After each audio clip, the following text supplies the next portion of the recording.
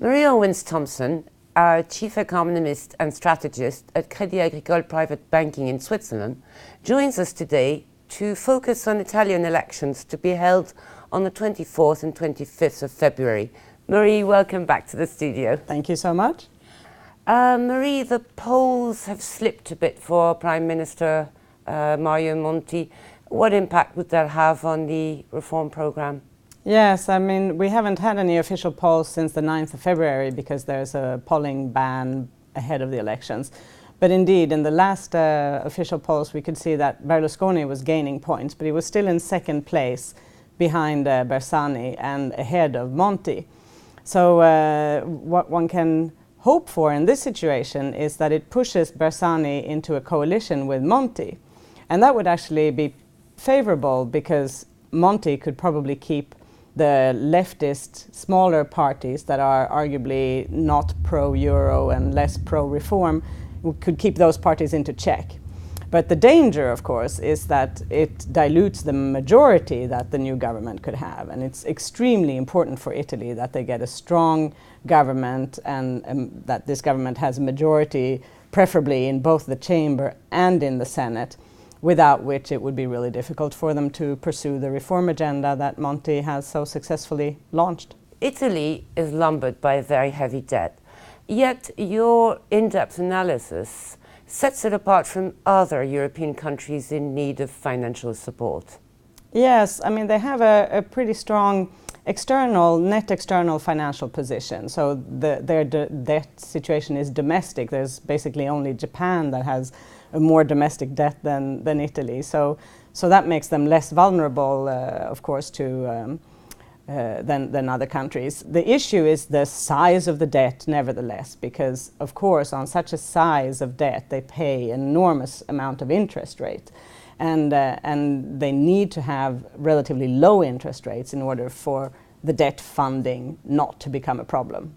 So that's what happened in the financial crisis, really, for Italy. It was a confidence crisis, much more than really warranted by the macroeconomic fundamentals in Italy. So they need a strong government and a government in which the financial markets can put all their confidence so that interest rates are controlled, and that way they will manage their financial situation. It's not any worse than that it can be managed under those conditions, that's for sure. You have published a recent report which highlights some of Italy's weaknesses, including a competitiveness gap, a high reliance on energy imports, and last but not least, a social structure that excludes the young and women from the market, the labor market.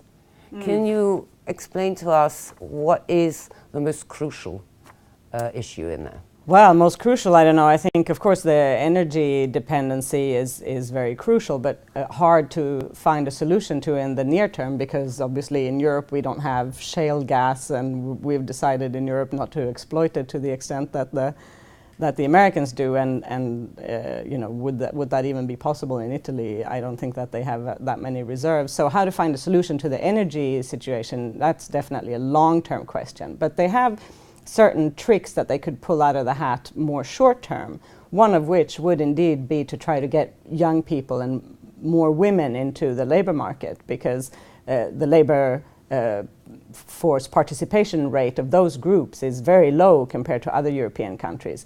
And pulling those groups of the population into the labor market would, could really seriously boost the growth potential, the long-term growth potential of Italy. So more women in the Italian labor market. That's what we would like to see.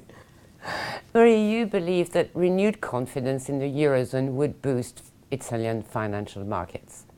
Yeah, I think confidence is really the key, definitely. So this is why these elections are so important. Italy needs a strong government for two reasons. The first is to continue the reform program, because although Mario Monti's reforms were very impressive and done under a very short period of time, they still probably only represent perhaps 10% of the total effort that would need to be done in order to eradicate the competitiveness gap. So that really gives us a very good measure of all that is still left to be done, and only a strong government can do that. And Italy also needs a strong government for the financial markets to be able to have confidence also in this government in order to keep interest rates down, which is the key to make sure that the debt is sustainable in Italy.